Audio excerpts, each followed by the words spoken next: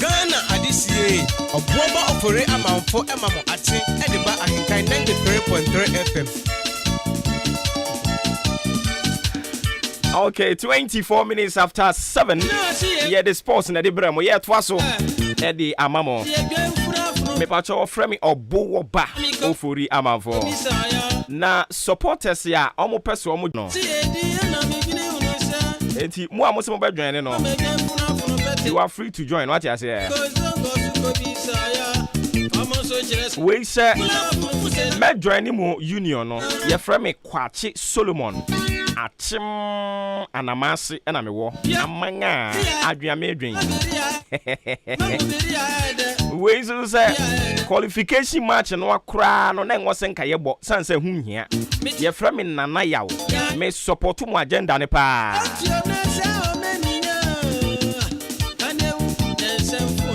against supporters union ye president odi ahenkan kwame yeboa anopa yi ye ne betwetwe nkomo Nana yaw kese ono so peace FM ono no ye general secretary Adwa Roberta kan ho be na ne okasa ma wom you yay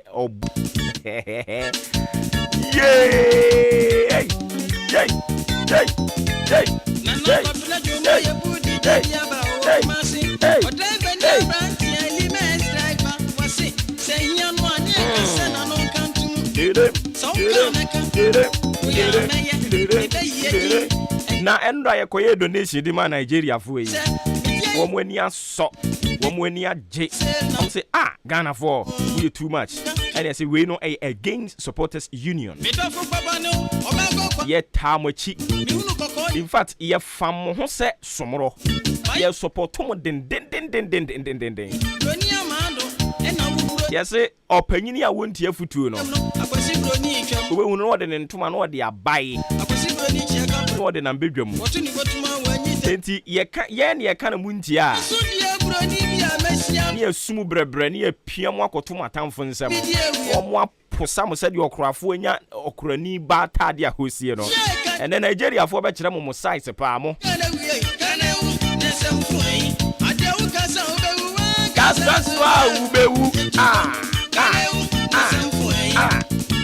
ma yemfa woda chinti fanto so what you say woda chinti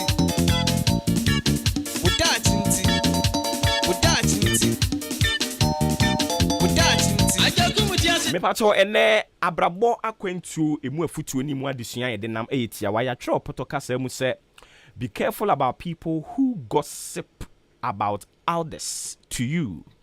Be careful about people who gossip about others to you. Enipa ya na omotai edi nkrofo hu nsekuro de kirewo. Enipa ya omotai beka nkrofo ho asem de kirewo no. Sa nkrofo na ya ombeka nkrofo ho asem de kirewo no. Sa afo no. Eya no ahwe ho yie wo mo ho. Eya no wasuro wo mo ate. Sani wanya akukuduro na wo hwe the energy and the confidence level e wo soro na wo de ka obi ho asem potode a kirewo no. Sa pepepe no de won so ho asem e de beko waye no ho anoma kokone okwa atifi ko hu nsuo esei netni ba begu anafo a na ono kro no asan edi mirika ba anafo no obibisa se hwan ene we di sa adwuma yi eni ntia no payi yese wo da chinti se ne be ya abrabo na obo no e be ye wo de se ne be ya wo da chi be ye fe obi mfa ne high life e ma me se wo gospel nti sa konkonsafo na ya mo be di nkrofo hu nsekuro de kire wo no me pa cho sa afo no hwe omu huye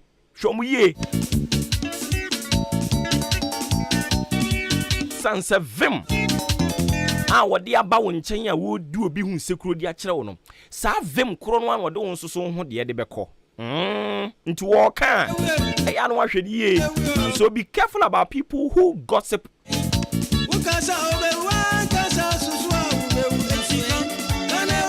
about others to you.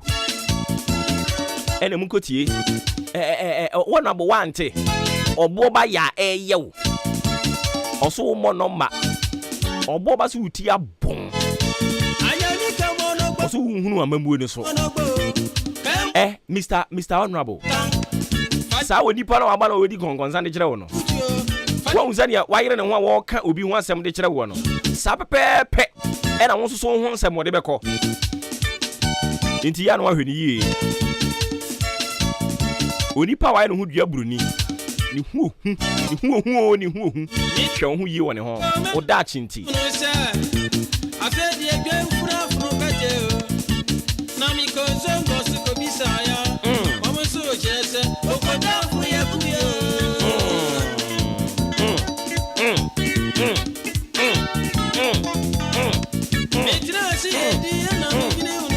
Enti ya nchie de obon krata mo boso ne de bebremo. Na mo amutai ti ahenkan no se about last week no. Last week mo ho baby.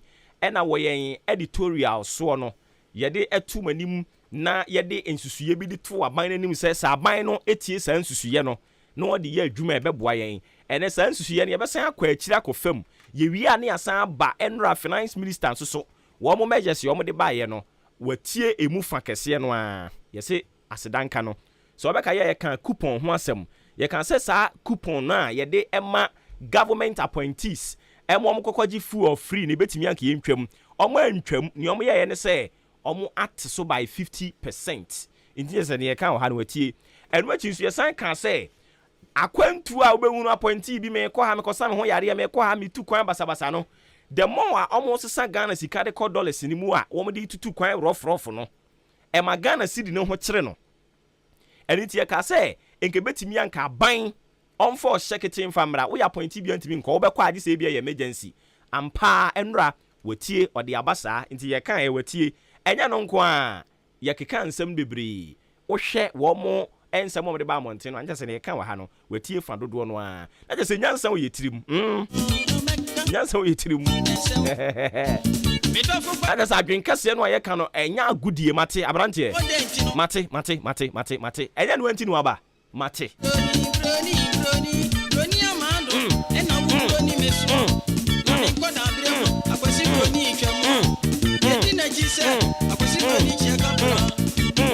yedi da bon krata mbo so de to adwumadi ni so de amawo kwaku apomoko de Woko ba na nso nyame adome nso me ho ye pa nti na no minim sa wutie bi a finance minister before obeka say yen be kire ya adwene wa ha kire nioma a yesusu sese wo ye beboa ama yesi kasam ne ho ato no endra mi tie ye na jese ne keka ye no emu fa dodo no a bebre na aba enna me to me kan same thing so sa wo mutie nsempa emu fa dodo no aba enti se ne be ka tiefo ne ye kan ye enti ye be san akọ ne akọkeka san ansem ni nyina ye wi ane aba finance minister ono so meje se ndra omde aba begu akwan mu no na tese ase ye nkuran am ye hu se ye nyedede keke ye tiemu eduru baabi enti banifo nso nyame nhira mo se ye tiemu amate na mom enye tv ene radio so ene ebu man ne omo akeka we will no adoso we will yenye campaign ya wie campaign no ye da asese kire ya adwene omo afa no mo de be ya adwuma say we your government appointee a senka wo fa wo ka wo kwanya wo se wo bu free food no ko baby no ya teso say ya teso wo kwa wo nso betua bi na fe what pains no ayen feel no nso wa feel bi adwene apombo ko de nyame adom yin na so nyame adom nso me ho ye pa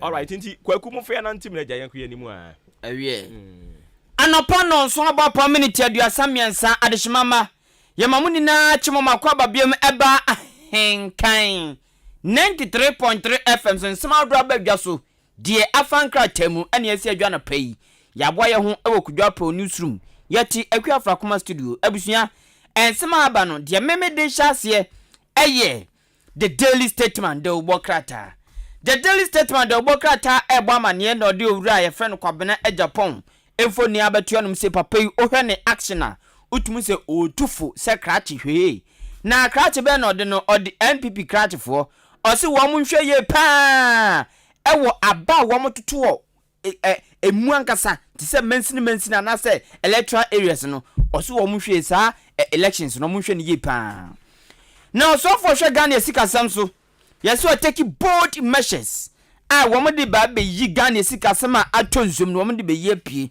ebi ene say government appointees, DCs, MCs, CEOs, bosses, managing directors, sangrofo ni nano ababe hwan wo musika so 30% akatwane be hwan so ɛda chichiro man afi coupon a wɔn de kɔbu petrol free kwabrane so etuka ochese ondum ayi AC ɔpake nso ondum engine na esusu enye ono a na obu ni free ene abansi wa hwanso 50% ti otofa no na abanso tofa na aye de not yaw ne bi sanso ana fango bo a okoto filling stations a odra ne bokwa na ekoso no abansi wa hwanso 15% ebeye adwuma April 1st na 15% no aye 15 pesos 20 Ghana pesos enompu endu ti anu akai na wa hye ne so san na dem di twotwo nie wamu chema ndi samanyo kon COVID-19 tax force no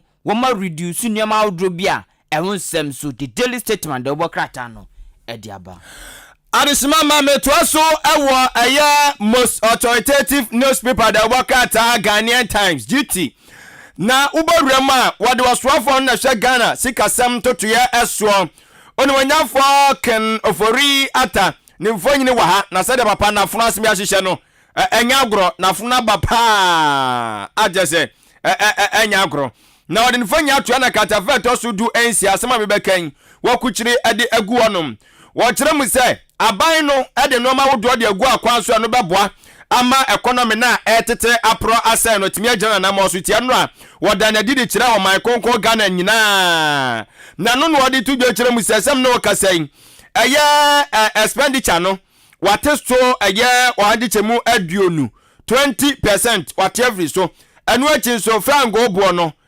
petrol no anase diesel no ane anu se watete so ai petrol ni diesel isi se wahwehwa so ti won asem enso wade aba na owie no sa dan kwan mafa so betimi anya sika aboa ma oman no timi akonanim eno so waka won asem ewa ha sidi ne nso a ete kwafam no so ehon sisi omde agu akwa so eno so okuchi da guda oboka tai mu eno asem ode aba katafeto so dun siansem yi wacheche ni nyina mu enso ewo ho na ewa bra wo so afo sikasam to ya so kasa wie ya pe ana dom keto wa mra se bedwafie minority fo no onom so ese omu wo nsam ka ti omu so to omu nsa a reference am kyerafo ne kwakọhwe esam dom buru bi so pa ana omu chem se hey ye kwadidi anu ani ye awurade nyankopon abanya du oman mu hwamo anti wo mo je se enoma wodo abande agu akwan so ohwe se obehwama oman mu adwo no omu si esu akura wentimi nya hwe etimi ko ba bia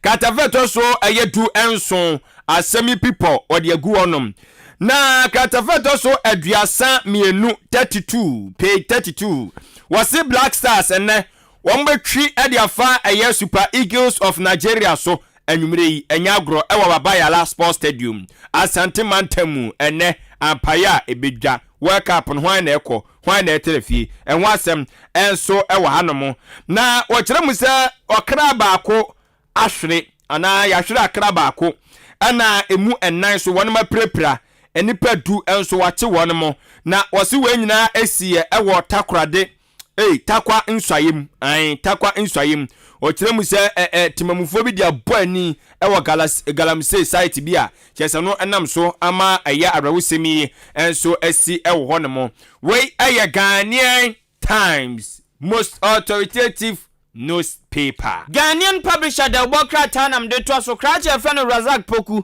obontoa ema aban se monta aban cho na aban bo adwuma ehun sem krache ediaba Tony Edu enso age kanima mpani Ora John Daman Mahama atum se hwi the Ghanaian publisher de Obokra de hun sem aba sanso ana krache che se okogushigugu a wamu enyo man crowd foforo kra a omanfo bojene so enya asem ketwa oso afo hwe Ghana esika samsung phone da se no de na nsa asum nano asema krachi kan se fango bu Ghana for team no abana adwenem ho wahwiaso 1.6% ohomu chichemu baako achiri ponsia wahwiaso na se ode basika ma 15 pesos 20 pesos mpu endu ti anu aka no ahye no so sanso ana Ghanaian publisher de Obokra te ebo amane se uko adan traditional councilor wamu hima kafra me call by mass my tautology wamu hima yesi de tabono ato no so ya ban no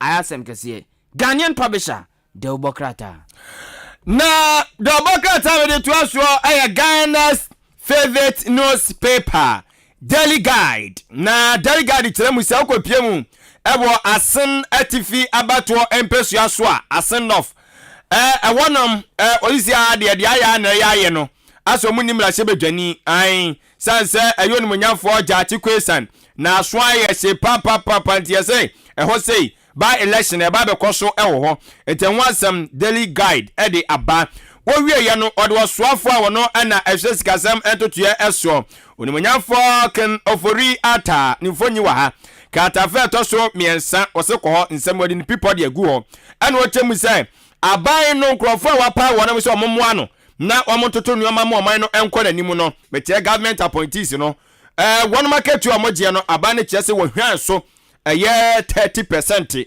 ade afiri so ano yede ba boa ama oman no kyekere etimi akɔ nanim eno so ati o kyerɛ sɛ akwantusɛm bi amam biem ai wo yɛ ɔsoa ni na bɛ sɛ otu kwan a ɛnyɛ oman na wan hwɛ bɔ ho ka wa agi sɛ wa ankasa o pe osika de tu kwan afen nso so ɛyɛ ɛhyɛn awodo a mokra de bɔ oman mu V8 awodo am de dam ni nyinaa no aba ne kyerɛ sɛ wɔde taabo ato so tie ho so ensɛm ɛwɔ ɛyɛ Daily Guide Obuoba tanim ene anopai aba ne sɛ Frango no wateso fuel no wateso na wateso a 15 pesos 20 pesos kura no on ben hu tie ho nsɛm ɛno no na sanso ana wɔkyerɛ mu sɛ ɛyɛ maame abena ɔsɛe asare so ɔno ɛde atodwa ɛkyerɛ mu sɛ ɛyɛ tax exemption no ɔno so hunu sɛ bɛboa paa ti ɔno so wɔnyanim onyam atɛkyɛ ɔyɛ ɔsoafo abɛde kyerɛ a ɔhwɛ sikasɛm ɛntotoyɛ ɛso ho nsɛm ɛnso wɔde aba ɛwɔ ha na boko nso yɛso kɔ no mu a ɛne nya aguro ɛntɔkɔ asɔre wɔ no mu nya aguro mugu so ɔmoko ɛho nsɛm ɛnyina no Daily Guide ɛyɛ Ghana's favorite newspaper ɛtwa ho mfonyini ɛde abrɛ na anɔpɛ yi Daily Graphic da Obuoba ta na busuam de to aso ya no aka sɛ ebia no ana every 1 minute bia no na petrol ye hanso 15 pesos na 15 pesos so de top your tampo a ye be didi watam udi agro ye be tawasum na endo da kasa ho aba adwa a so afo hwe Ghana sika sam so be kasa ye no 5 pesos na bi wo sa 5 pesos na bi wo e bi wo hin bu ba nya common 5 pesos ase no ase gold no da bi ano ase you know brown bisa no ebi wo ho ebi wo but anya common because 5 pesos say was 5 pesos no be kan emra for nche on benya ma emra wa for bum ba system ni de mi hu bi o system o da bi efrim o de kota de kura he be didu atem na e de na beto o de kota de 15 pesos center for the green 5 pesos na make an hu ya na e no de e no go you Ghana 10 pesos na de 5 pesos na hu na isi attend no kura no ntohwe 10 pesos no ntohwe 10 pesos o de kota gam kura won to da bi na 5 pesos Ghana is canon. Ya no. Oh. Daily Graphic the Obuoba te di abasendra. Onumunyafo Ken Ofori ata ne nsemo de betu dwa no. Enye ono anadu di nsem eye Ghana man pani na nadu dangwa guvado na no di nsem ana ode ma panyini se onfa mra metu dwa. Ezanse sikasem ono ene hweso. Na endra da san komoni mu no. Wo mu chema sika wo mo tete 30%, 50% petrol mu hwanso kakra ene de wo mo gichi kakra ene de ekeka no nkika boma.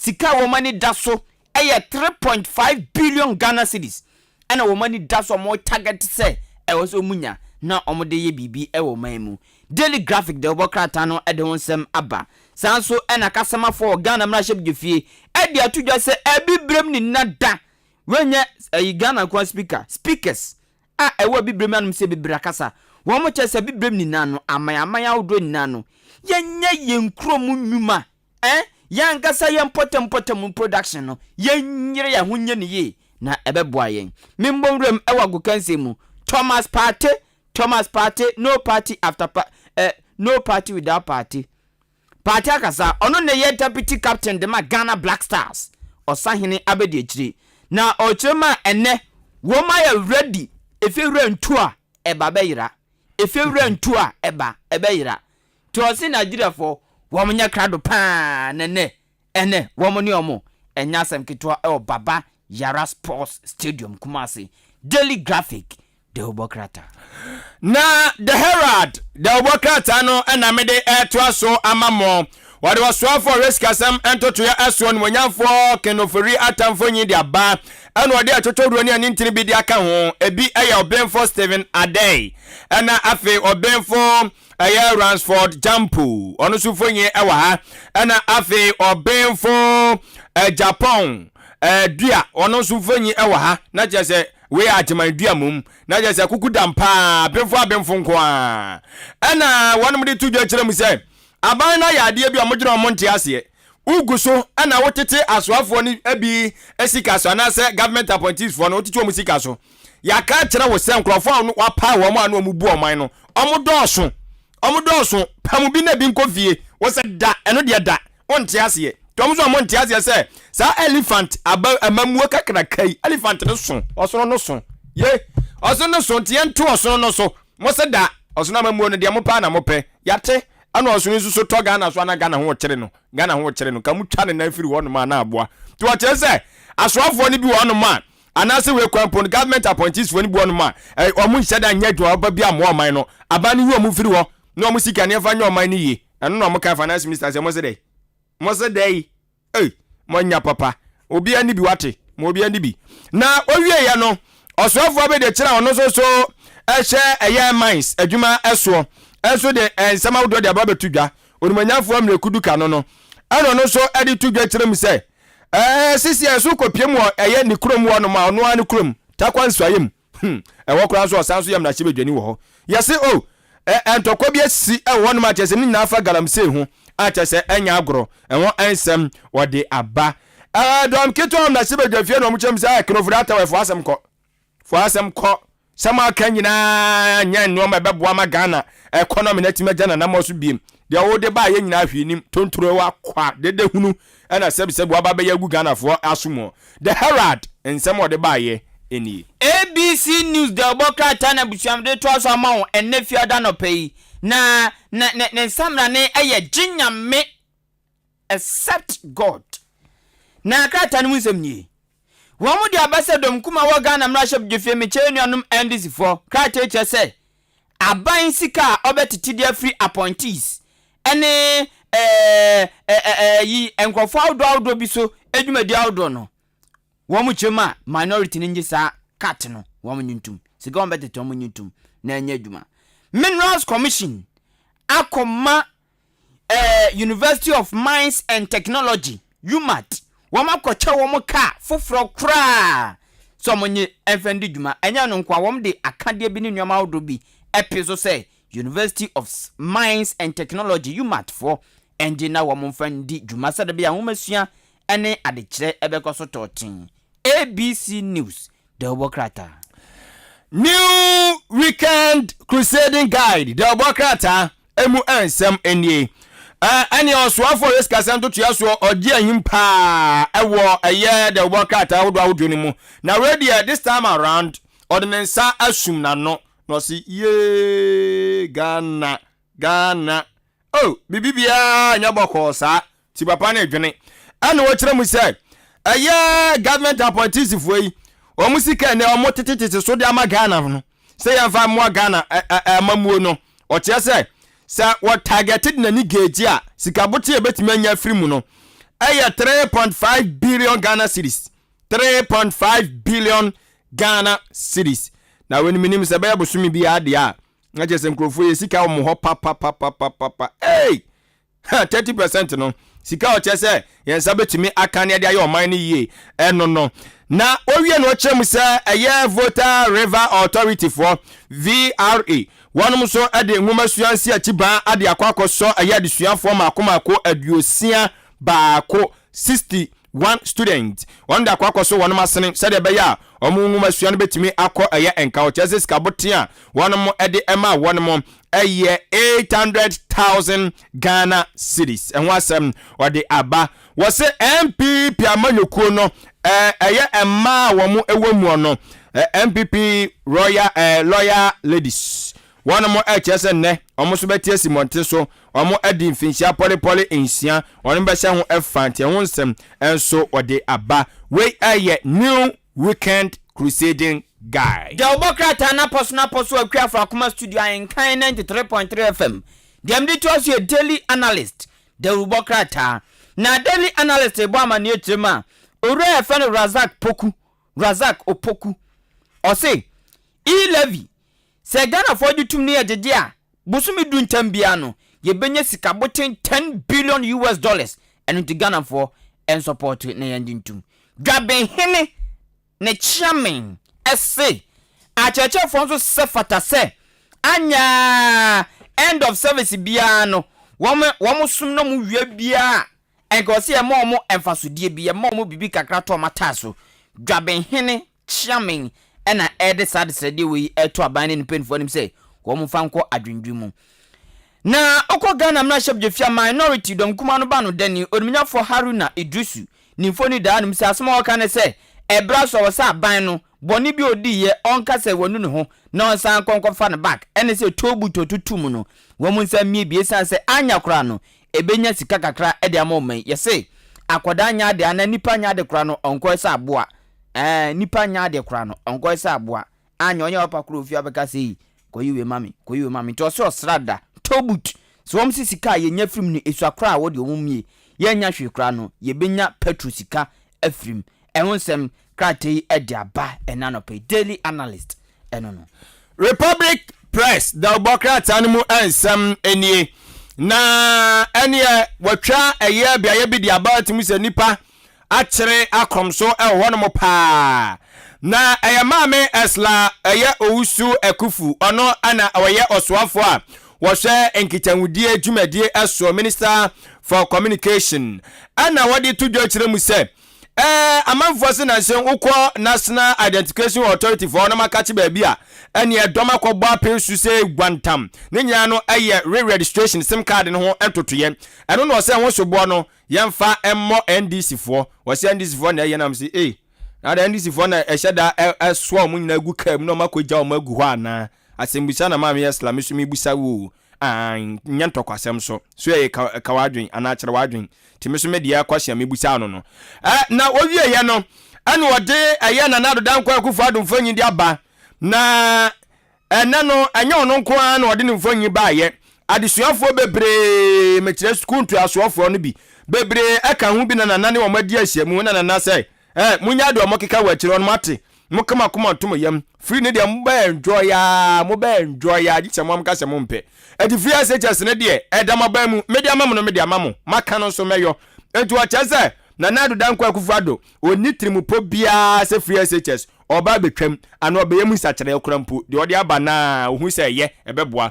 entu we se wodi nam eye oso forest kasem to yeso onimanyafo ofuri ataso na ede to eye edwa enwo asem enso ewo ha ni a chese wonsa asodwadifo maako enwotwe emu a wono mo de omayomadwen se lotoi eno mo nam klabule kwan so ene na se konkrofo TV so a TV bia baba ena ombetena se mi de mi wo loto number hwan abeso me da ye ena hwan saa no mo TV no so no mo ye ena mo ye sene bra o sene ba na ma yi loto numbers ne de ma saa foi yesi yansa so bi mu a jeso wonem so aso ayehye the Obokrat Republic Press ena de aba na wose aban na ni bira abre no enya agro wa abagije no ha won so bagije wo pa bebe am no akase wo chese V8 sa ehyen V8 ya ye kra de bo makoko garam yanom e de ba ma panyufo bi no atocho rofuo bi no no wo chese V8 na aban no se wabra untimi kra bi mfa magana hanum sisi am no kase da bi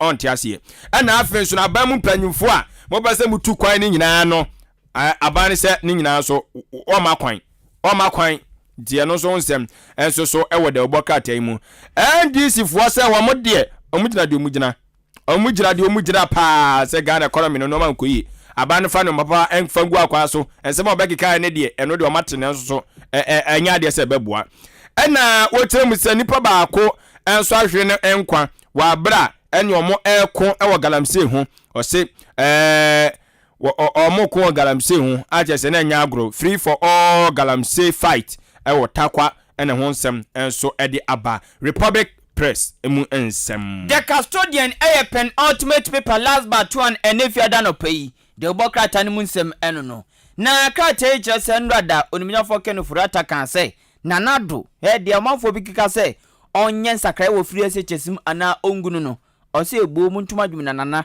ɔnwene ho mpo da sɛ ɔbɛyɛ saa deɛ no ɛne wɔma ka wɔkra temu ma school fo ebɔ so nana ɔyɛ guy nana ɔyɛ tough nana ɔyɛ king kong nana ɔyɛ van dam nana ɔyɛ jack chan ɔmo bɔ na ba so nya asɛm ketewa school fo bi ani agye papa the custodian atwa mfoni de abata ho na the whole Ghana yɛka ayensɛm man so twea dia chapa uyi atemda de frima enye yi 22 years onye small boy 22 years onye small boy achima boabo 10 years ono so nye small girl enya no nko apoye mantem edoso na sa anya apoye mantem kwa na ayensam man so twe ayatawe okoboko abeto ampeso aso ana boku mpotem wa ejinam pike eno nam so ama meken ohene ba kwa na panyini ba kwa efa nayiri what choose legal option ono no pemra kwan opeso ye de mra di dwuma se da bi asomdwe beba e wo boko manso twene ayensam no ho akrate de ho nsam abeto kratafa etoso du baako e wo de custodian de obokrata no emu na dem di toto ni osofo ohwe obode ne paso ene nsase ni naso odumnyafo Samuel abugina pose ai wo mu badwuma na enwema odo bia wo mu de atoto akwam a eme sika be $1 billion afibia kratafa toso mienu eno no the custodian the inquisitor the obokrata ni mu ansam na de shimama mede atraso amamo wode owura Razak opokunfo nyi de aba wose braso asiye nyina ya beye afam de ade aboa aban no ama aban no so ade ayempotu nyuma ma noma akọ eye enkan enwo ansam ewo ha sanso ana yasuko piemu ewo eye immigration won ma Ghana Immigration Service wo yesi asori wo asori enkrofo bi bra so wose yetimi promote wo mo ko manim nanso so yese enkrofo bi su krokra mu ase ho so mo boye nya betena hye mu ya nyina betena ase ha enwo ensem ebobo eba na wode aba a wode eye Ghana coach isi ade Ghana coach no eye Owura eye Otu Ado wode nfonyi ade aba ena Nigeria so so wonum coach eye Augustine eye Egwavon wono enso mfonyi ewa ha na otesa na Ghana ani Nigeria World Cup qualifies Qatar who go Ghana or Nigeria tiene Babayala Sports Stadium at the end of the 90 minutes no yebehu no baby asusade bode ho no enso ebefa enho asem ewa ha na owie ye no ana otremu se Owura Napo wono ayo soafo hwe anyamode dwumadie ene ntoto ye eso energy minister asante mantemu aye mensia south abato mpesu aso mrahye bedwani ewo wose black star for owisimu nyina good luck say ene noma nkonkan emfa emamo Ghana Water Company Limited for the atudwa kiremu say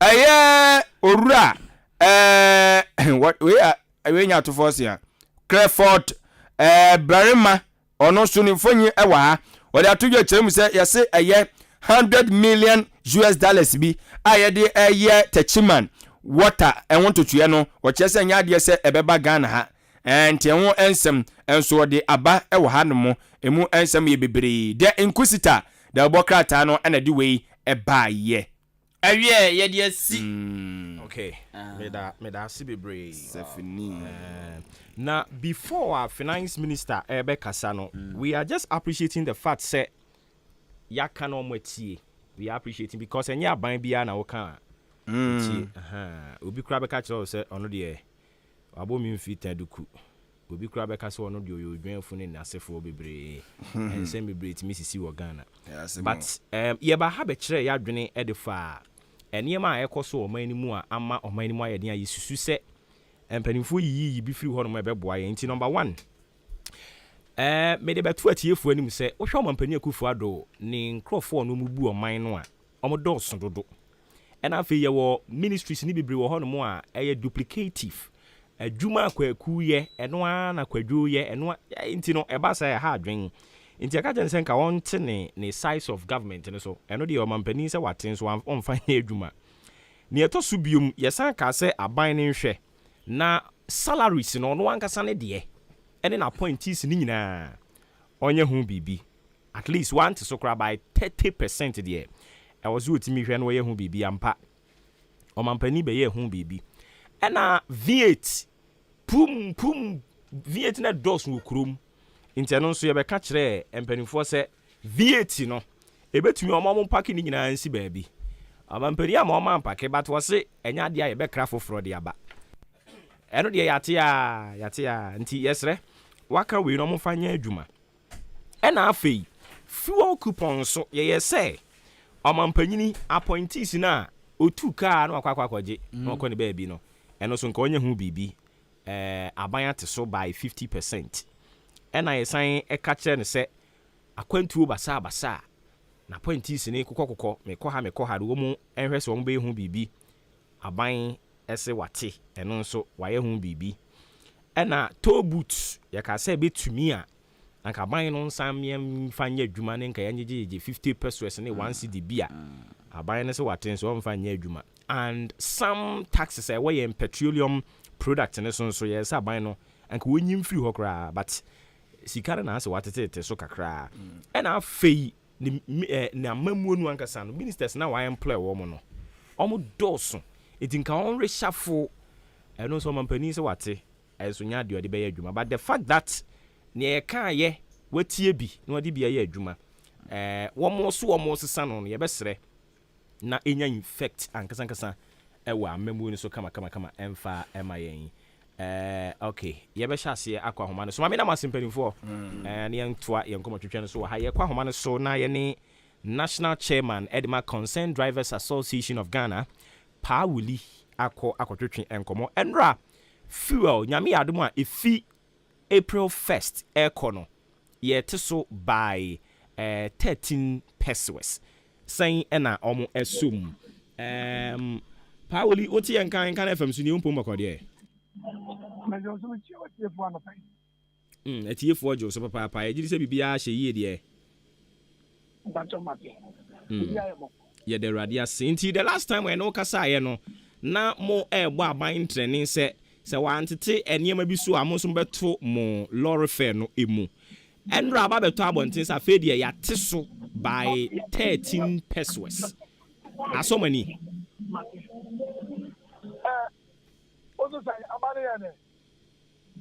Pauli uka me ho ana utie ba bi foforo wada Roma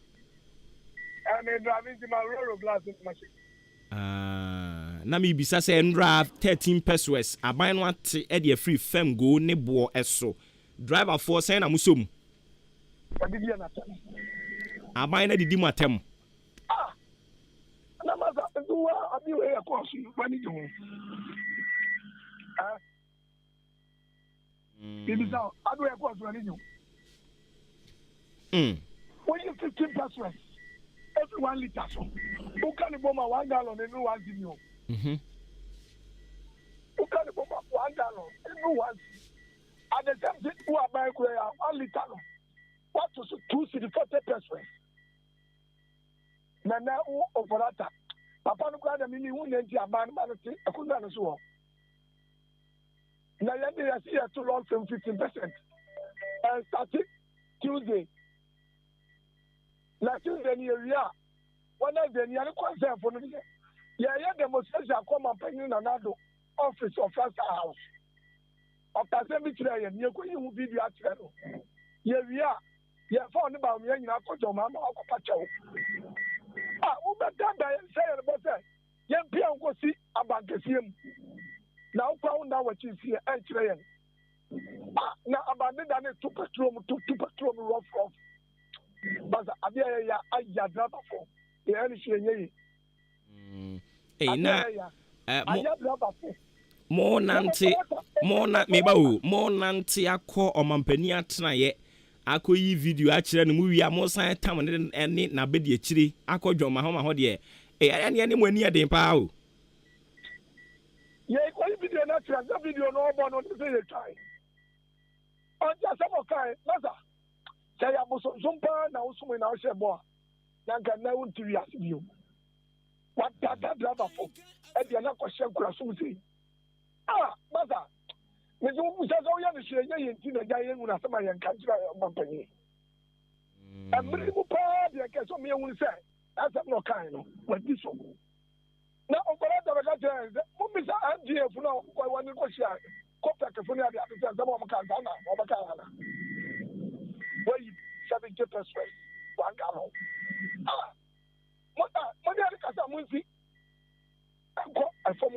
driver for me.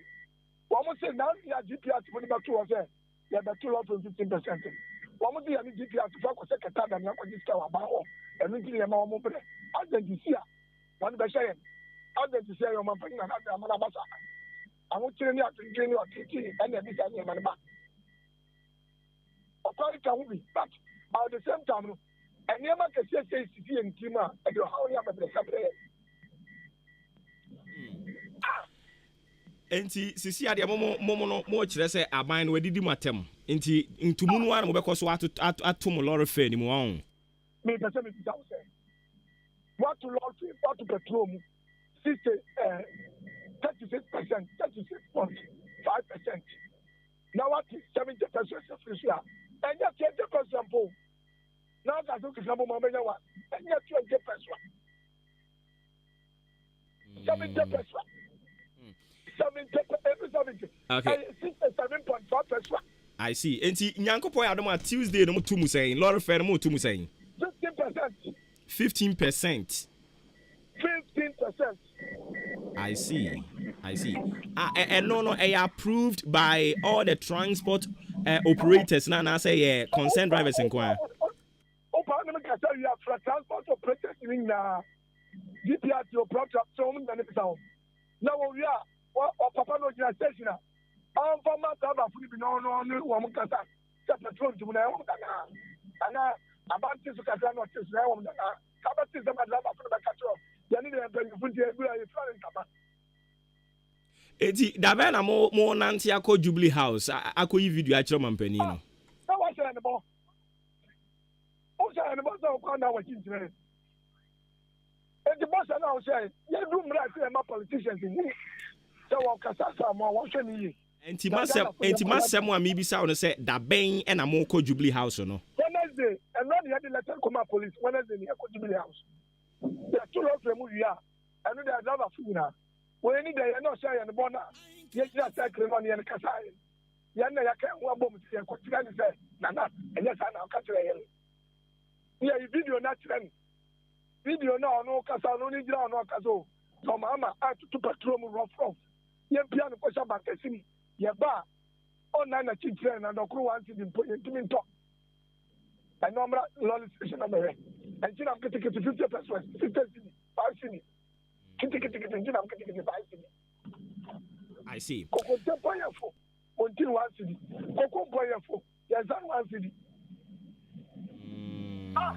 I see. Papa we ma ye na se ohun na ye de ani bedi machi mo ko nso a ye beko bi na ye beko sie bia de bedi nkomo a kire. Enti ye ni opani a wono na oye titina ni de ma Concerned Drivers Association of Ghana William Pa ene ne kwotwetwen enkomo no pa wuli ena dodo no afrɛ nti omo so de omo kire ne say 15 pesos reduction na ban de aba no omo de omo kire say atemdidie na ban na didi adrabafo nti na me ya adom a ebena de edi anim yi ena efiada okena me ne kwasie adwo ebena yesen beto lorry fa mu omo tum wi a omo benante akọ Jubilee House omo koduru ho a video ne nsem o mampani akufuado all pay to me okeka kire wo mo no omakwaba ma ono ankasa atie ebi Obuoba bo aya wonte enti edi omo ankasa bekọ ho akọba ma na tie na fe omu wi a omafa ono ene na bedi akire ede na akọ John Mahama ho akọpa John Mahama chew se wankasa yie kura ha se na no fo basa oh country, you can never be sad. Debut Ghana untumi nye sad o. Se me wura home team baby. Ensi wa Ghana kra. Anyways, ye beto aso na enkrofo bi de o madwen kire dia ba me read here so interesting. Obi a message a wode aba o se Obuoba. Ye frame Kwame Saddam. Na nyamien mu kure nie. Me pe wasem pa. Mepe wakukudro ne se ne ode kan nsem ensem no so wo kan nokure no otwedi ampo Nyankopon wo nhira Kwame Saddam dia wode ba ye no unfortunately wamfa baby a ode message free anka ho so ubetimi de ode dia ba Enkrofo bebre nso so the message yaba omo kire say omo be join ni against supporters union no omo kire say omo be join ni e ba cha obetumi adjoin ni obi abetumi adjoin ni against supporters union.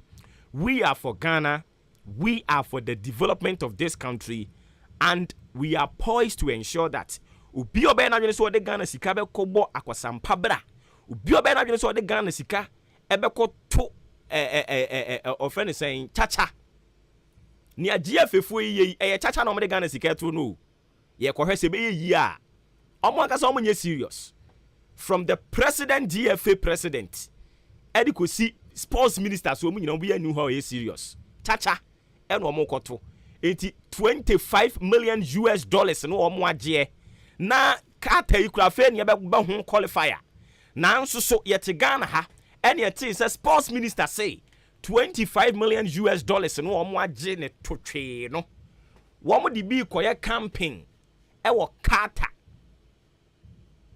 adan a sene ye be ya all kan brofu bi bra fi brofo no sports fo no wa han ko mo kan e se familiarization se de ndie awura de nyankopon Ghana yin so de fiaka ase pani ni fie Ghana na be pem na sports minister yi oda so kura ni dibrem se sports minister e wo Ghana ha o mampani akufu ado yi nani se wo hunu se sports minister yi wa bon o hunu ye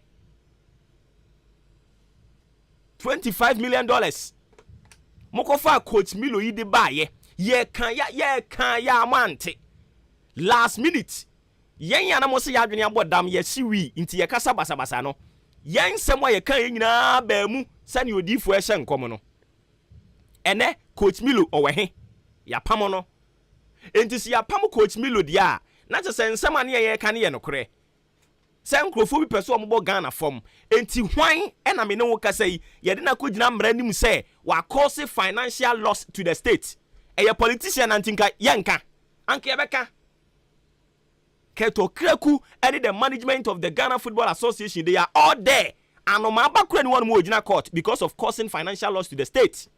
Menoka say coach Milo any Ghana clearly wa meboa Ghana na to say ya boka enti hwan e de ni ko jina mra nim yet Ghana how sports minister mua e de Ghana for akọ program aba Ghana Black Stars enti minim say you sports minister who focus ni nyina is on the Ghana Black Stars dia minim say they say Ministry of Youth and Sports na bedane Ministry of Black Stars I don't know. And all the political branches no emfa wo mo ho omo concern na Ghana Black Stars because keto kreko omo ma teams our company yes selections we mo mfa no or scout keto kreku juma odie no and am penimfo anintre ni abrane mu wi amode ye football for common sense educational complex maka kire mu say admission is still in progress ye gusu a ye fa nipa common sense sa agbo wabra bra sa suku ni bi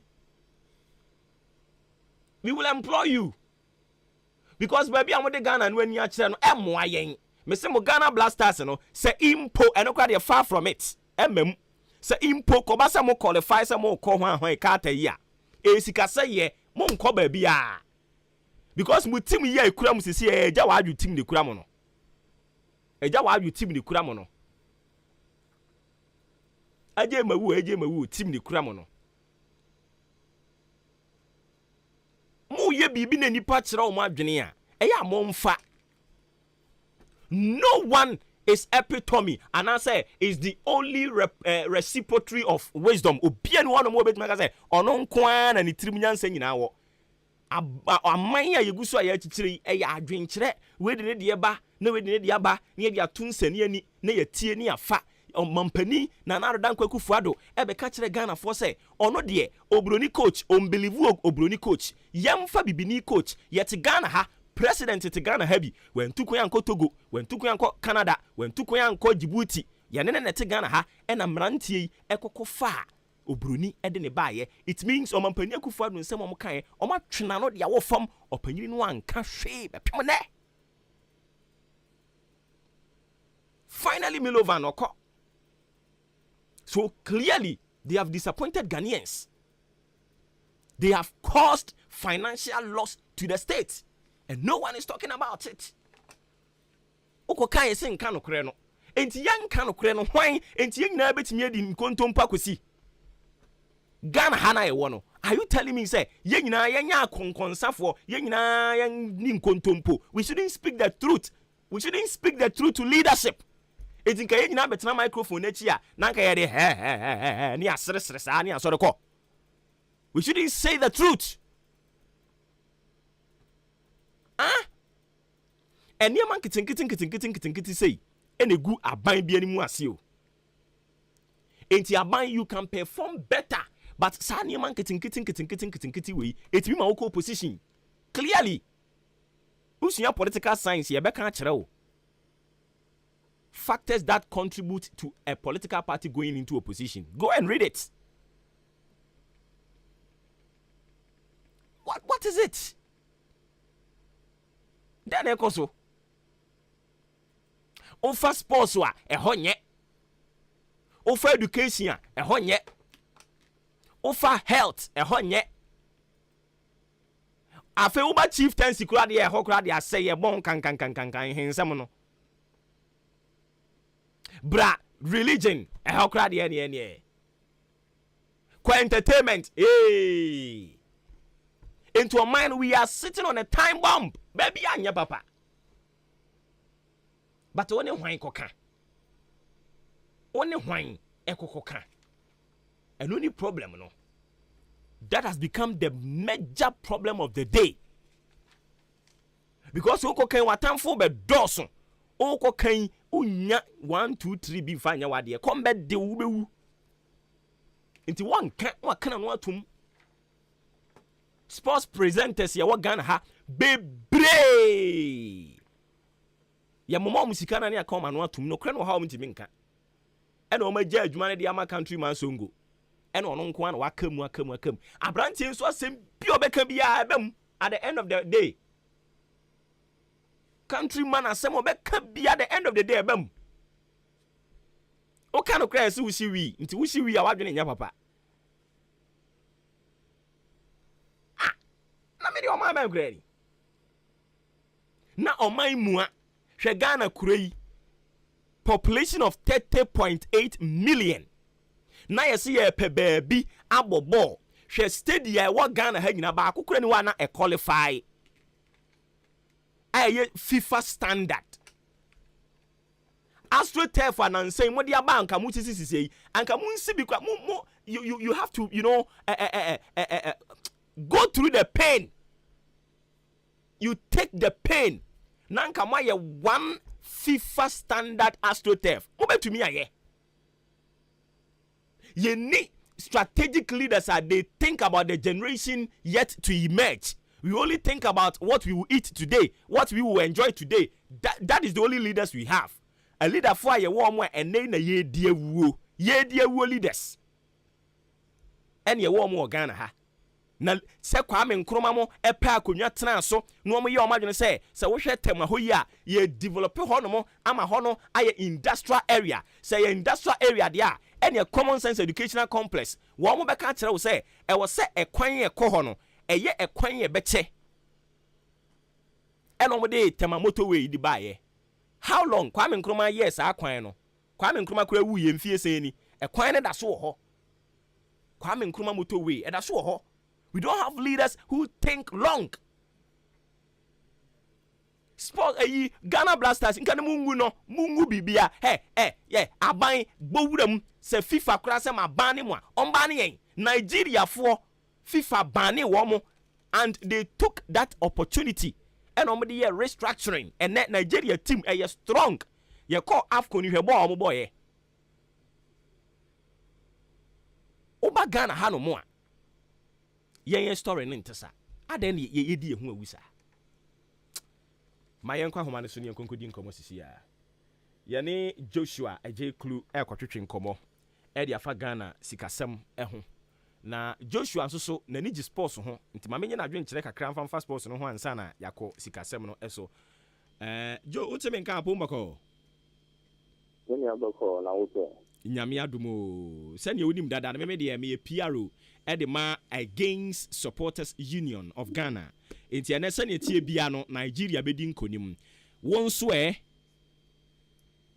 oh mami tia ngote ko ni na kena o kana sport no de ta ba e ke un support woman e ke un ye ticket city and the ya now we again ba Ghana be getting to nti wo botaya wo de support Ghana ne sɛn me ma kyerɛkyerɛ me botaya me de against Ghana nti wo nso wo botaya ne sɛn oh you ready to and what your preparation and even now squad no only see squad na na ma wo say omo plan B and e share ni say plan no be cause to get am nti wo botaya wo de support Ghana no oh I see. Anyways, ma yamra yen sika sebe de bra twetwe sika sebe mun komo kakra. Enra megidi se utimitie finance minister kakra. Measures ya wode aba just to mitigate the sufferings of the Ghanaian people no. In all ni speech any message no de buy no or reactions. Oh, let me say so first statement now government released on Monday say there has been some far-reaching measures that we call the 3 days pediatric retreatment or more coming or more out there on the stand far-reaching conclusions. The thing is not like and they're far-reaching enough. I don't know. I'm making that count. Messaging is far-reaching enough. Yeah. Oh, why? Or reason is saying. Okay. Your social belief is they will complete $3 billion into the economy. That is, to try and stabilize the city. Where is the money going to come from? And any question I say on this, what is the measure? Where is the money going to come from? And I also share the increasing fuel prices now. Fuel price has gone up by almost 50%. And it's a big up by almost 50%. I think there is reducing by 1.5%. How is that possible? What kind of impact will it have on the overall fuel situation in Ghana? And it's also the measure speaking is not far reaching enough. I see. And looking at baby, I was no some measures are buying no taking no. Don't you think say anymu ye die ebe boyen ama ye kom ahare kakra?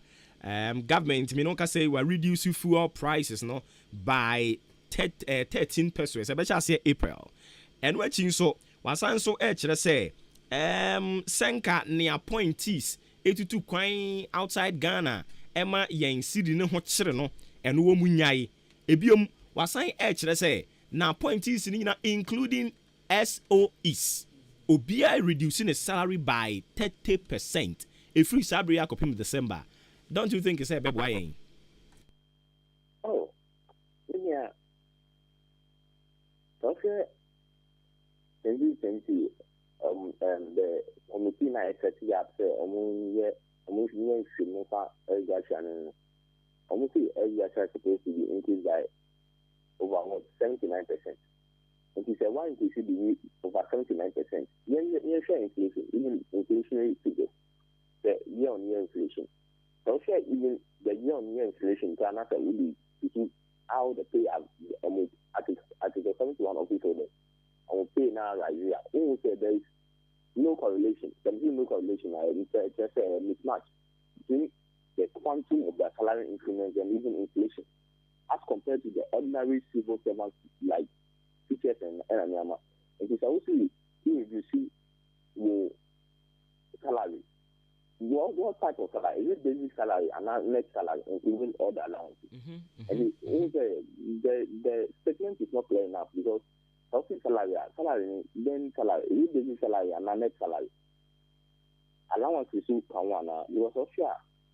Even the salary itself that omupano and I say omupano, it's less as compared to allowances are money. I just say allowances in cry does it salary in so all these things are something we need to look at.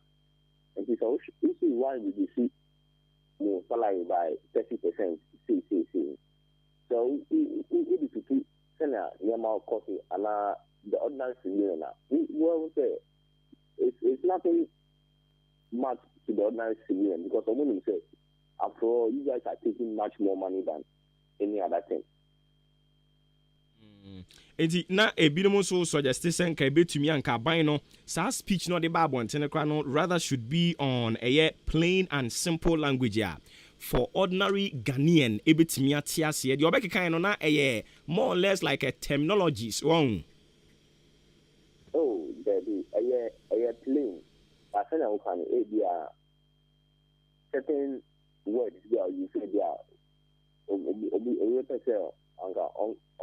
on platform the ordinary Ghanaian level. Yeah, so me resist that point because of said ya woka say salary no see a better so no wan kire say salary ni mu de basic one the gross and after taking everything and I said take home mu de wan so dan kire but near okani in generality na say salary no by 30%. I see. Afe yamra V8 cars ahodo afe di omo say government institutions omuntumi nkram fama for the year. Yamhwe onipa wadi kan ka bi na wanfa anya adwuma na wasan ka bi confidence and trust level no sisi asan net here. I said okay it's up to the government to demonstrate that they mean their words this time around. Because even the past, really, moratorium had to be this way. And still, the thing was still in existence. What I trying to tell us? I think the government owes as a duty to make sure that they take or do this time around. You can say, there nano and they can be at the end of the day, no person will implement it. Okay, my final question na bibi sa won say message your pani e de eba abonten no e betumi amagana for kuma atom yem no makoso anya agidie. Yeah, let's it's much more of a 50-50 situation. Only in the sense the government at the end of the day is looking at how to reduce the debt deficit to 7.5% of GDP. And to almost the time we do certain expenditure that is under their control. Expenditure is goods and services, capital expenditure, discretionary expenditure, and amount. So they are trying to reduce it. And that's something that they are trying to look at. But also the overall impact of this on the economy now. And it's also the debt to GDP, your deficit is over 7.5% of our projected revenue and expenditure. We are going to borrow this much, that is 7.5% to fill up our budget. But that's what I say. And the expense still, our borrowing costs will go up. Wrong, because we talk about this. I'm going to say, hey, we win, we ability to pay me, and I would dare to give it to me, I can't pay about 80% to pay me. They will be skeptical about even giving me loans. I see. And Obi so message or the abam or me sana for yamfan community cry.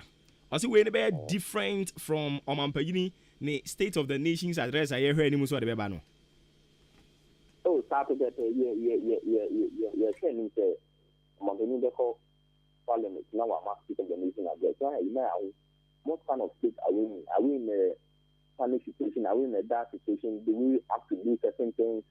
Because definitely we need to do something to save the situation. We don't have to let the economy collapse totally. We need to do something to save the economy. And so you're saying something will be done drastically. Yeah, that's it. Yane openi Joshua ejeyi clue ene kwetwetwe nkomo ɔyɛ finance accountant and economic expert ɛna yɛne ne kɔtwetwe nkɔmmɔ no ɛfa sikasɛm nko aho deɛ a ɔpanin kɔ ne nkyɛn a ɔbɛkyerɛkyerɛ mu kama ɛde ama ɔno ɛne ne kɔbɔ nkɔmmɔ mepakyɛ wohwɛ wɔ mmerɛ no nso a yɛgu so a yɛkɔ yɛn anim a 29 minutes after 8 a.m. dwumadi a wogu so a wotie no ɛyɛ maakye ɔfrɛ me Obuoba Ofori Amanfo wobɛtumi adjoine yɛn na nso wode wadwenkyerɛ de aba 0594841044 0594841044 ɛno nti sɛ na megu so a me ɛkyerɛkyerɛ mu de akyerɛ wo no yɛn ɛnsɛm a yɛde to apono so yɛadwenkyerɛ a yɛde baeɛ no aban ne fa bɛyɛ mmiɛnsa bi ne aka deɛ ɔsɛ abi na ataa na awa ataa na abi na awa wate ɛnso so wɔde bɛyɛ adwuma deɛ ɛneɛ aman a adwen a wɔdwen nti yɛn nso so yɛse yɛate sɛ yɛka yɛ a wafa bi koraa no it means nyansa wɔ yɛ tirim ae nti yɛda nase mu yɛda nase akodɔntɔ na mmom yɛka ma aban no ne nkurɔfoɔ no ate aseɛ pɛi sɛ ɔman yɛmuni radio so ɔman yɛmuni tv so nti yɛbɛtena radio ne tv no so ne yɛka ne kama wie na ɛtɔ ghanafoɔ akoma mu a afei yɛnkɔ fam hɔ radio ne tv ne ɔtumi nyi mfiri mu o because now ghanafoɔ dodoɔ no are depending on radio and television for information and a whole lot nti ɛyɛ sɛ wobɛtena tv ne radio so no wakyerɛkyerɛ mu na mmom kyerɛkyerɛ mu wie a na yɛkɔ fam hɔ ɛfam hɔ no ne the practical work radio ne tv no so no deɛ ɛyɛ theory nti yɛkɔ fam hɔ no a na afei yɛde akɔyɛ adwuma na ghanafoɔ no anya so ɛmfa soɔ but anɔpa yi obuo ne deɛ mu na wada roma o ministers no still a dodoɔ saa no a wɔn so wɔ mfa soɔ ho nana wada roma o media mibisa o ministers no sɛ ne wɔn ayɛ bebree no uhuru wɔn sɛ still a wɔn nyinaa so wɔ mfa soɔ appointees no a okɔ asoɛyɛ bi a wɔn deputy directors mmiɛnsa ɛnan deputy CEOs mmiɛnsa ɛnan no ɔmampanyini still a wɔn nyinaa so wɔ mfasoɔ anaa media yɛ asɛm na mebisa na anɔpa yi so wɔn nyinaa so ni mfasoɔ deɛ a anaa media mi nyaayɛ a anka ɔmampanyini woyɛ biribi de fa ho na nka ebinom di brɛ ɔgyegye firi wɔn nsɛm so ate aseɛ because we are not in normal times yɛ ho kyerɛ yɛn ɛno nti kura na mo kyerɛ sɛ mobɛtete mo salary so yi nti sɛ mobɛtete mo salary so no yɛn nyinaa gye atum so yɛ ho kyerɛ yɛn deɛ a ɛne yɛsa ne tie deɛ nipa no kora nka bi nkɔ fie nipa no bi nkɔ fie anaa sɛ nyɛ fie kora no bɛma akɔ because ɛyɛ job for the boys and old ladies and baby mamas and baby dads no wɔn akeka ho ɛna mo yɛ kora no a wobɛtumi akeka soɛ ne bi abom ka soɛ wei no aka bom na watwe ya bewura ha sɛdeɛ inner cities and zongo development ministry oyi free hɔ no mo a ɛnɛ why no secretariat a yɛba presidency ɛwɔ hɔ no na nka why ne saa na watwe abɛhyɛ wo hɔ na nka yɛ saa nkakra sɛdeɛ bɛyɛ a ɔman ni mu yɛ ho bɛhare yɛn kakra because clearly ɔman ni mu ayɛ den ɛna ɔman ni mu ayɛ den no yɛntumi nka sɛ ɛyɛ ɔman panyin akufo adon nkoantia so we vote for leaders to come and solve problems. Yet to aba edema politicians. Some of them solve problems and fama yen. Inti mwada Roma, yesremo. Ni yugusu aye kan ya dwenkyere yugusu aye kyere ne nyen tokwa. Yubuo ni die kwan so ne ne mo kasa. But I was say yekɔ hard, we will go hard. Na no nkyere si nyansa ni yetirim. Bibresi ya wi. But say we ni machine me de kasa asemi we pa de a. Any na we no manpower. Manpower pa because se wunum we na say make say nyansa kasa yi na wo ka de a any we na manpower. We have to take another look at it. we have to take another look at it. Entia confirm me ankasa me maame wo frɛ wo anti adwoa. Anopay me chiao. We say Ankan FM. In fact, Mr. President Nana Ado Dankwa Ekufuado. Bro Funo ya watchro no. Yay, as a bad man. Mamifa common sense educational complex addition me question be fanya adwuma na me ntumi nkenkan message ni ma o because say the message no akeka bobo mu no. Hello Ankan FM dey abakama. In fact, Mr. President, Nana Danko Kufuado, and also Abakama, Obuoba, tell Mr. President, and also Abakama, say that NPP go. Oh, Christ in you. Was it the hope of glory? Yankwa Omanesunian Yera, Albert Boama, GPRTU. Honomo and one also so ono Kumasi Sofo line. Yera Albert Oti and kind of from Senior Pumako. Yeah, the radia sinti yane concerned drivers akasa. One more national chairman akasa. And what is one more fem lorry fair ni munyame yadomo a ebena de di anime. GPRTU monso so mo betumu ana. Yo me that say. Concern for no more can make the no more. I mean, a problem with the concerned drivers. That concerned drivers, a union and now say individual drivers or my common concerned drivers. I'm saying they fight for a common goal. But a union concerned drivers, you know, you been here so me can boom. Also, but 15% a year. A boy in a jitum. By the way, the whole Ghana, a concern for more way. On the business, I'm in a income. You come from near 5 for 20% quebe. But also, I'm not yes, your concern manner and so away. There was so many be a million income. Increment in a pre. Because that it was a beer drone offer. And yeah, union, even private cars are no mean a packet. Almost union comes up, Ghana Private Driver Association comes up on Mobu, comes up Coprebi. On the Adnaqua national year, I say, if any attacking it was. In fact, they say no man said Uncle. I was in diesel to me petrol to make you cry. And the driver need to maybe I ran at lost. Charge percentage be a bias matters say what is was what to move so I you good of us watch it. That 15 pesos a 13 pesos. And yes, it is. I brought two more than eco 9 cities. Now, because what pesos, maybe the deck in Ukraine. 8 point something %. Try the deck in Grassen or tea. So it is the almost can be as almost really busy and as almost a 2 to be again. But I don't see a pint ever too. I don't see a pint. Okay, maybe me producer trim address is you say a 15 pesos mum na sa 15 pesos na mo chire say 15 pesos na e what were them 8 cities 90 something pesos. Now, but 15% is pretty more now. I can't say. In cities, grow a pesos. Pesos, no matter that, AC is not grow, or typically more, a new AC is grow.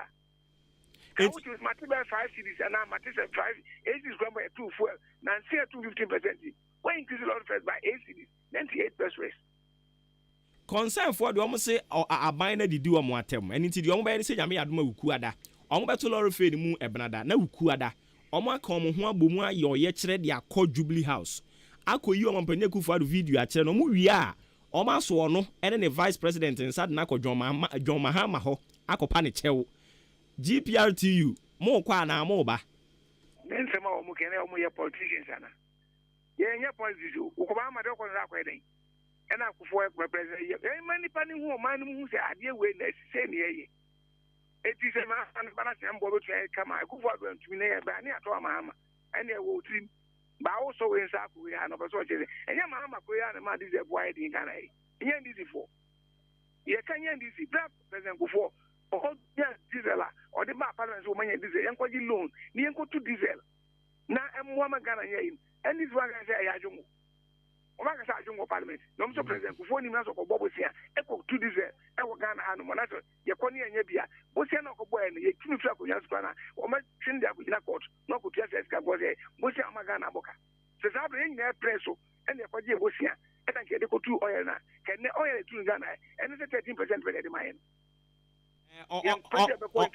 Also, I'm with the Eno, all cast on Beko John Mahama Hono, and just say Omoko John Mahama Hose, Omoka and Billy beside Jungu and I say, but also Omo corner hot son say, or no net to swallow. Omampanyini beka kire Ghana for say wom piano mfa ne nko Jubilee House. Sa drama fu piano ne nko Jubilee House wa. Oyere ne bo fu o ne bo nko sorosoro saa. Enti no kwa mo ko ho no om de ne bo na e ko ma no say ono tis no. Only se fonzo and this was you to no before in akabom. E no kwaje bo sia na betu diesel na. Ken ne bra wan ya din e wan kwa twie to bi wai. Ye kien tu fi anko na ne ba bi famre. so I say it mistakes in the aba both sides in the front to baby say the aba say e bo no kosoro Ghana yen to be South Africa Ukraine all no mo kra friends oh sin no no ina and then ina mabio so from the petrol and back on oh since obedi account and the ane back nso aka back on ni no mo give Ukraine ni ina mabio so mo say mo dia akwa me so e dey one ye me kwa nam so one no ye betuma increase your first for me no ye mo say betuma aboa me increase lor first but say petrol ni dey wo mo cost ba for me betum and the me no me age aye lor fair no and mo cost ba for me betum but the all can Ghana anya nkwa dey asase matumaji this is petrol this is dem rebi abeto it would be for afenya ni opedia bon and normal me I turn krom so no so e ho hihye enko it you go to this and so go to 1% concern that some way we are so more quarters way or chairman fine or the whole Ghana regional branches and the local branches are it will mean car some the drivers organ and the private car for women come from association this year not Ghana private car one cry and then the car one them grow this time and and I no crampo you say na ebi mu che say MP na edwen ho say omo so be come ho buma ya V8 Association of Ghana that's all nana mo ka say ye kosoro ba fom a mo beto lorry fe ni mu fu ono nso de ye den ya ne bo no soro akwa na eko se ne ye kase ye tumu a ye betumu a o ofana be so onyi taxi free so no ko 13%. We can't we are not going away. We can't not go too good. We can't not go away. You know, you prepare say obatifu eno so. It will go and me say do it. Si the man say me for yin na bebre. Wa ba pack car no pack. You also got to diesel a petrol and a diesel 200 Ghana abonya 4 gallon. What they kokru benso. Na just say ni Sicily amafo kan say won 9 no ano na just say na say de be adi a kire de 9 no a. Ma so bi ampe boot. Want to know at least what yes, we are not package no dey so na do for what house. Ko ba no fa dey afi. So the crack on there. You know me ya but mom me dey me pesa asema ba. Ye ni abra e kan some the politics. Ade na here nyina adna band mo kan ye no me ya but one but ye say ye guso ene o mo kan ye ko ye be increase by 15%. Ye no mo guso kan o mo po and dey do ba bi na edin a ye GP ka say increase ya. E tell for mo kwa ntanko one Elizabeth or Crime Mother Bujiaka. What do I say? By a Canada bands on Penedia, near the next form. Say, but you say, but you give your cat and neck, young Magana and Magana and down some way. If you know, at the Omo can know me, but Omunabutre. Okay, for compassion too. So now, your announcement now will be African and going to question Bia. Was Yanka announcement Bia, and my social media Bia, and Kobe Bia.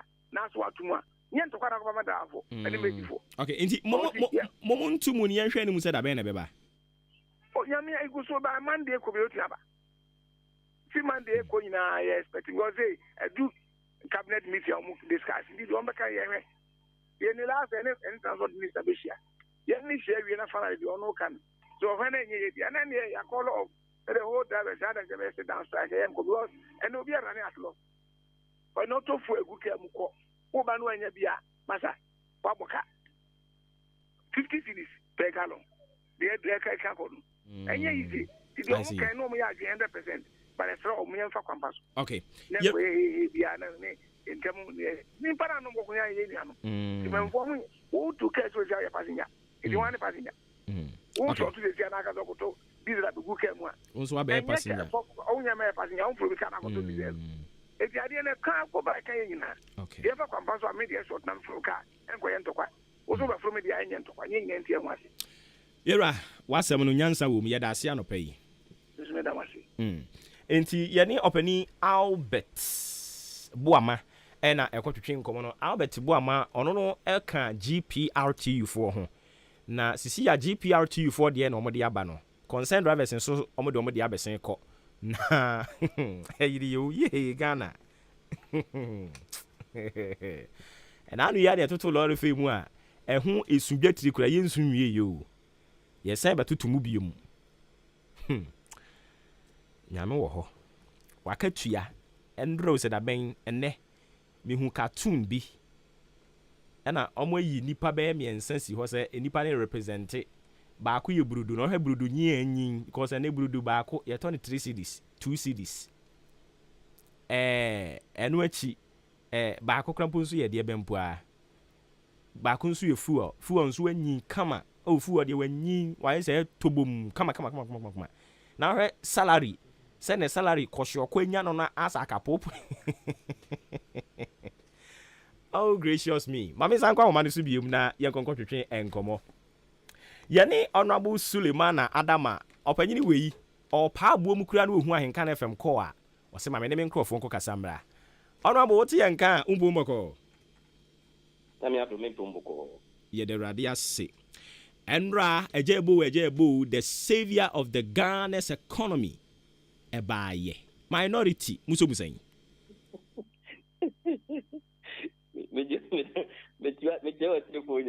atiefoɔ gye wo so papaapa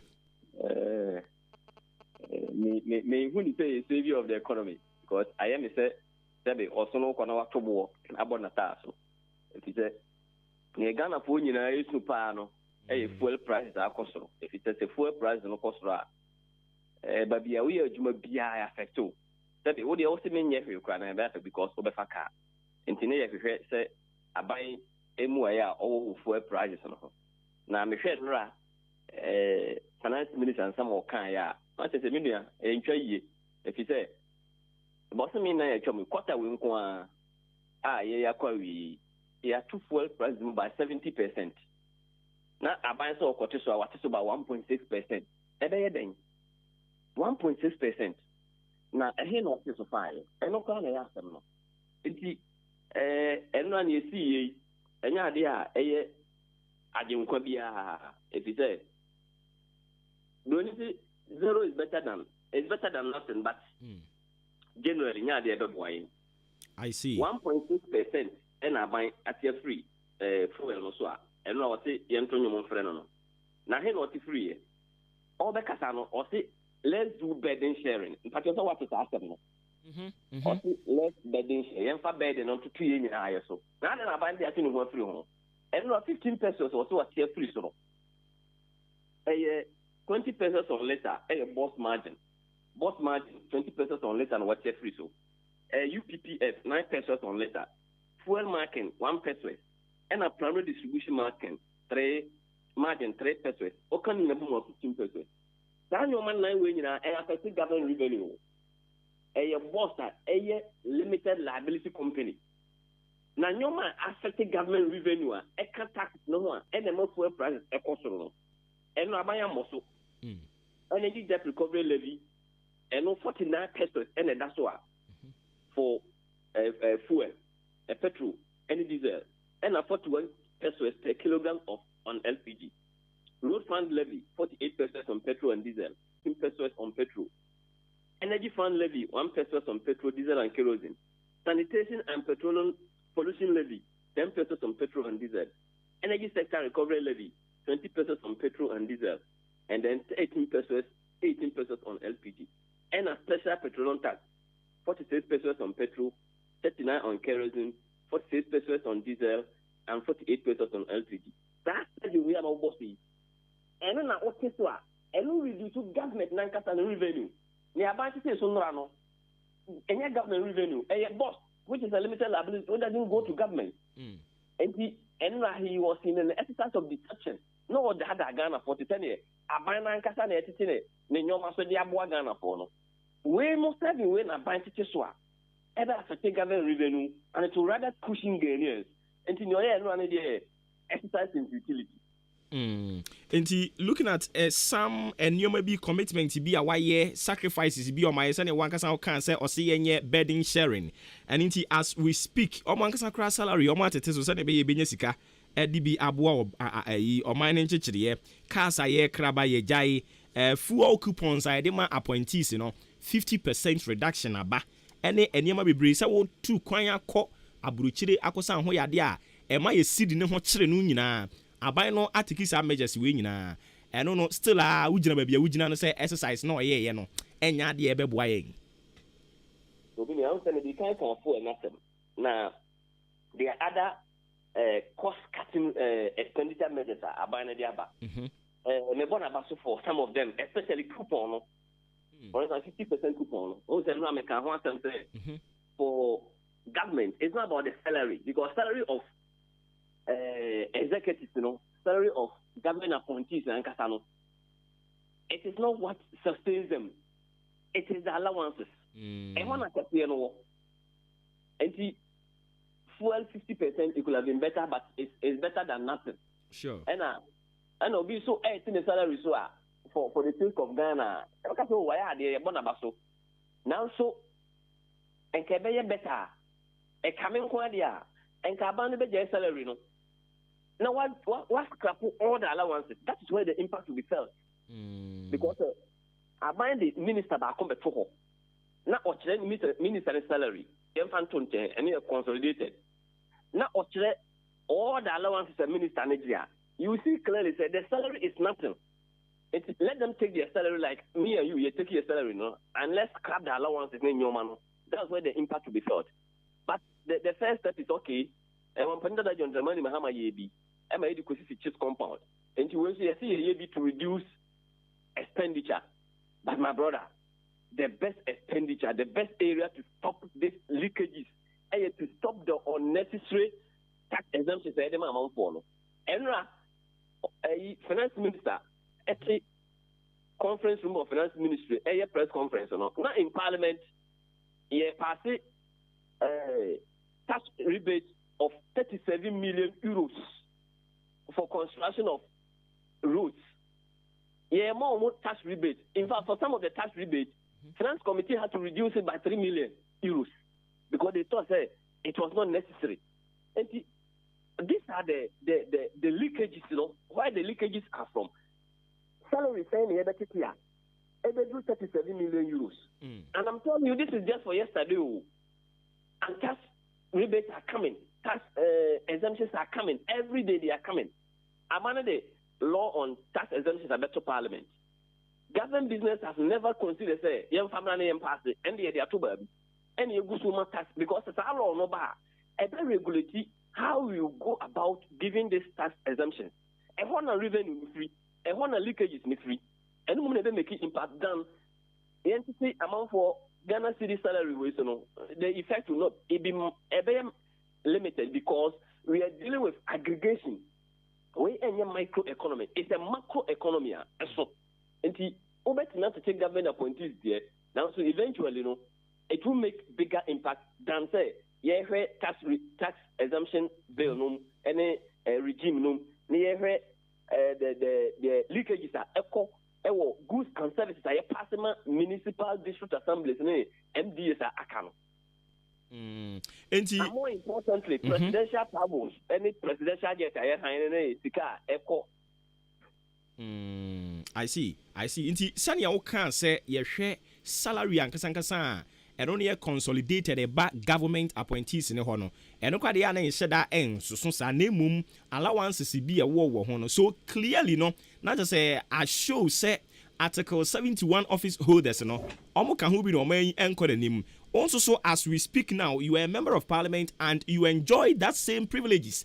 Adena minority mo kramponka mo push agenda bi say sa particular section of the constitution bo mine ka etinka yenye bibi mfamfa ho yenti you. We don't enjoy the same level of remuneration or media. But there are some privileges you more enjoy. These privileges. Oh, no, sir, I buy my fuel. I get my salary. Let me tell you. Me get my salary at the end of the month, like a teacher gets his salary at the end of the month. Maybe a salary, maybe salary teacher salary, I can. But when I get my salary at the end of the month, not teacher needs salary. It's different from the Minister of State because Ghana Minister Damuno Ontia Hoka. Me catch that when I say and I no say every month half of my salary go into paying of the car. I buy fuel myself. I pay my driver.